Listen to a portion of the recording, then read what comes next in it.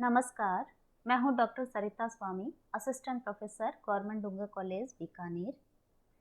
आचार्य भरत मुनि द्वारा लिखे गया नाट्यशास्त्र ग्रंथ, यद्यपि नाट्यशास्त्रीय विषयक ग्रंथ है, फिर भी इसमें बहुत सारे ऐसे विषय हैं जो विविध कलाओं को ही यहाँ पर प्रेजेंट कर रहे हैं।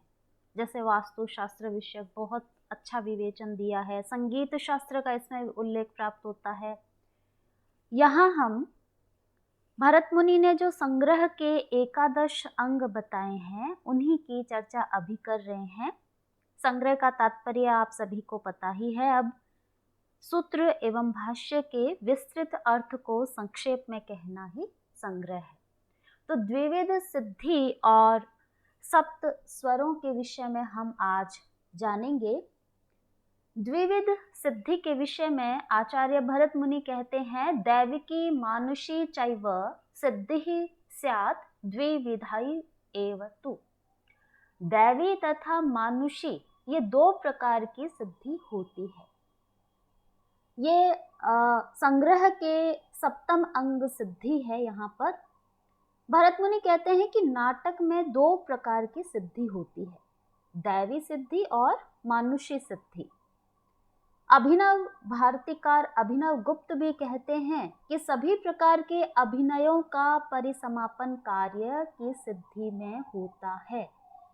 किसी भी नाटक में सूत्रधार के निर्देश के अनुसार अभिनेता और अभिनेत्री या अन्य पात्र अपना अपना अभिनय करते हैं और सहृदय सामाजिक उस अभिनय को देखते हैं। नाटक की समाप्ति पर या तो दर्शक उस नाटक की भूयो भूय प्रशंसा करते हैं अथवा निंदा करते हैं। सफल नाटक ही प्रशंसनीय होता है। तो यहाँ पर सिद्धियों से तात्पर्य यह हुआ कि नाटक की सफलता दो तथ्यों पर आधारित होती है। यदि यह पूछा जाए कि नाटक की सफलता के कौन से तथ्य है, इस प्रकार से प्रश्न आए तब भी हमें यही लिखना है कि दो प्रकार से है, दैविकी और मानुषी। और यदि यह पूछा जाए भरत मुनि ने दो प्रकार की सिद्धियां कौन सी बताई है, तो उसका भी आंसर यही है। तो नाटक की सफलता है इन दो तथ्यों पर आधारित होती है। नाट्य प्रयोक्ता को इनका पालन करना चाहिए। इन्हीं के कारण इन्हें द्विविध सिद्धि कहा जाता है। पहली है दैवी सिद्धि। कोई भी नाटक देवताओं की कृपा होने पर ही सफल हो पाता है।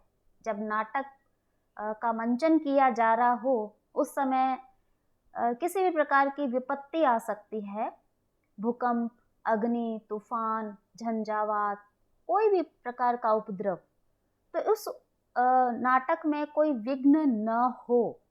वहां पर इस कारण से जो प्रयोक्ता है, नाटक का जो डायरेक्टर है या नाटक के सभी जो पात्र है, सभी मिलकर क्या करें, नाट्य प्रारंभ करने से पूर्व देवताओं का पूजन कर उनका आशीर्वाद प्राप्त करना चाहिए। जैसे हम सामान्य रूप से भी कोई ग्रंथ का जब हम प्रारंभ करते हैं तो सबसे पहले मंगलाचरण किया जाता है ताकि उस ग्रंथ की निर्विघ्न समाप्ति हो। वैसे ही नाटक का जब मंचन किया जाता है उससे पूर्व देवताओं का पूजन किया जाता है।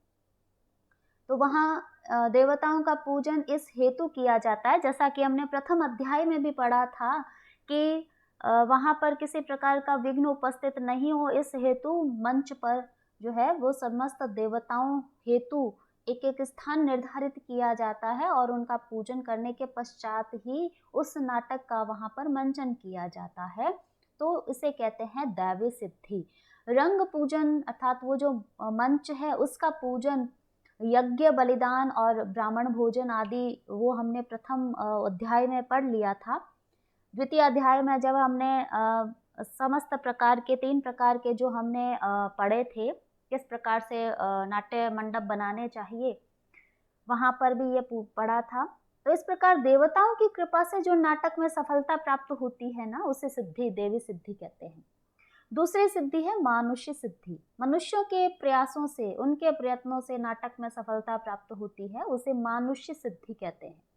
नाटक के प्रस्तुतिकरण हेतु जो अभिनेता, अभिनेत्री इत्यादि जो पात्र है, वो उनका भी तो कार्य वहाँ पर महत्वपूर्ण होता है। तो यहाँ पर जैसे मध्यम प्रेक्षागृह में प्रस्तुतिकरण यदि हो रहा है तो उसे अनेक प्रकार के चित्रों से सुसज्जित कर आकर्षक बनाना चाहिए। देवताओं का पूजन कर उनसे नाट्य मंडप की रक्षा की प्रार्थना करनी चाहिए और ऐसा करने पर प्रयोक्ता को जो नाटक प्रस्तुतिकरण में सफलता प्राप्त होती है उसे मानुष्य सिद्धि कहते हैं। मनुष्यों के द्वारा जो कार्य करने से जो सिद्धि प्राप्त होती है उसे मानुष्य सिद्धि कहते हैं। तो ये तो हो गई दो प्रकार की सिद्धि। अब आते हैं हम सप्त स्वरों के बारे में जानने हेतु। ये संग्रह का 8वां अंग है सप्त स्वर। नाटक में जो 7 स्वर है उनके नाम बताए गए हैं, उन्हीं को 7 स्वर। जैसे 7 स्वर कहते ही हमारे मनोमस्तिष्क में क्या आता है? सा रे ग म प ध नि, यही सप्त स्वर हमारे मनोमस्तिष्क में आता है। और संगीत में यदि हम कहें तो ऐसा कोई भी शब्द जिसका कोई एक निश्चित रूप हो, जिसकी कोमलता या तीव्रता या उतार चढ़ाव आदि का सुनते ही सहज में अनुमान हो सके, वह स्वर कहलाता है। सप्त स्वर यानी नोट्स ऑफ द स्केल है। इनके नाम है षडज, निषाद, ऋषभ, गांधार, मध्यम, पंचम और धैवत। इसी को यहाँ पर भरत मुनि कहते हैं शारीराश्चैव वेणाश्च सप्त षडाजादयः स्वरः निषाद, षभ, गांधार, मध्यम, पंचम, धैवतः। षडज आदि सप्त स्वर शारीर तथा वेण भेदात्मक होते हैं, यानी मुख से भी ये सप्त स्वर है वो निस्तारित होते हैं और वाद्य यंत्रों के द्वारा भी यही सप्त स्वर बजाए जाते हैं। षडज, निषाद, ऋषभ, गांधार, मध्यम, पंचम तथा धैवत ये सप्त स्वर होते हैं। इन्हें ये जो डिवाइड किया है इन्होंने, इसका ये कारण यह है कि कंपन के उतार चढ़ाव या यूं कहें कि तीव्रता के आधार पर ये भेद किए गए हैं।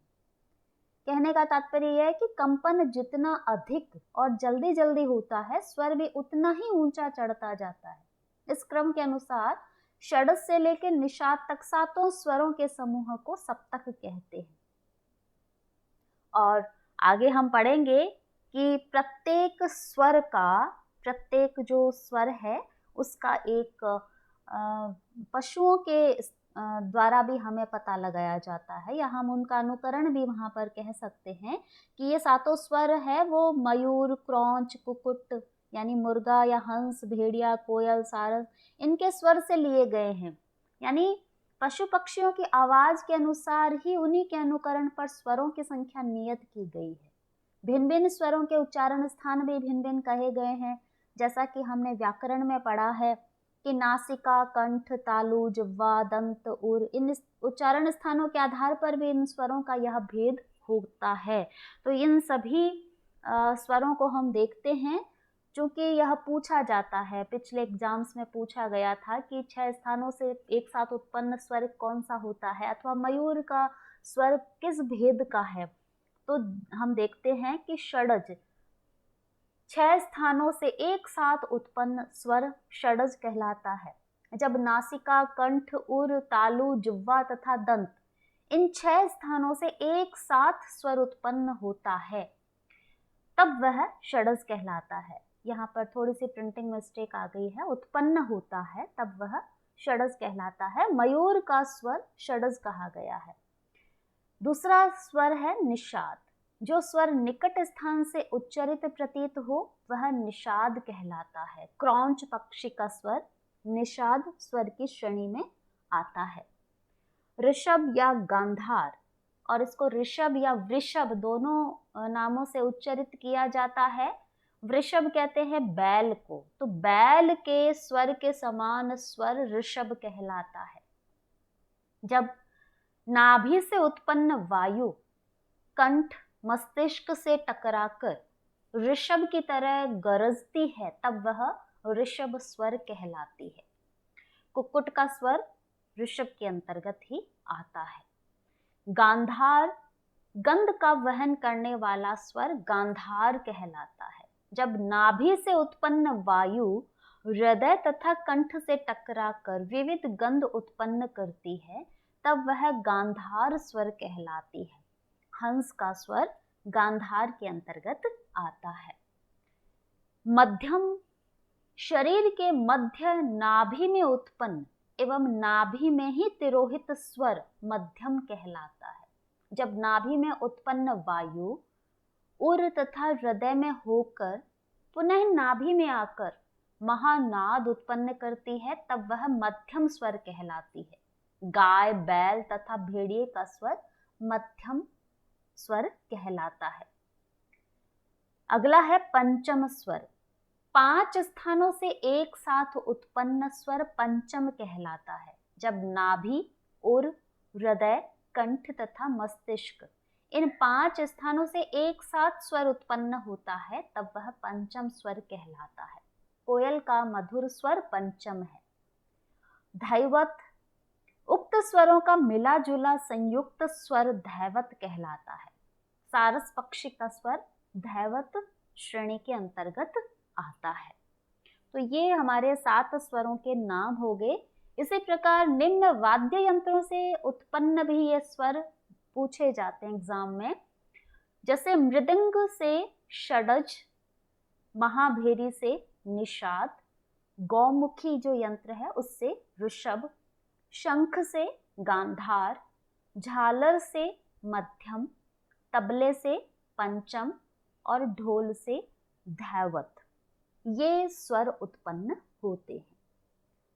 विद्वानों का ऐसा मानना है कि संगीत के सप्त स्वरों का साधक योगी सांसारिक और पारलौकिक यानी भोग और मोक्ष दोनों को प्राप्त करता है। यह भी एक प्रकार की साधना है।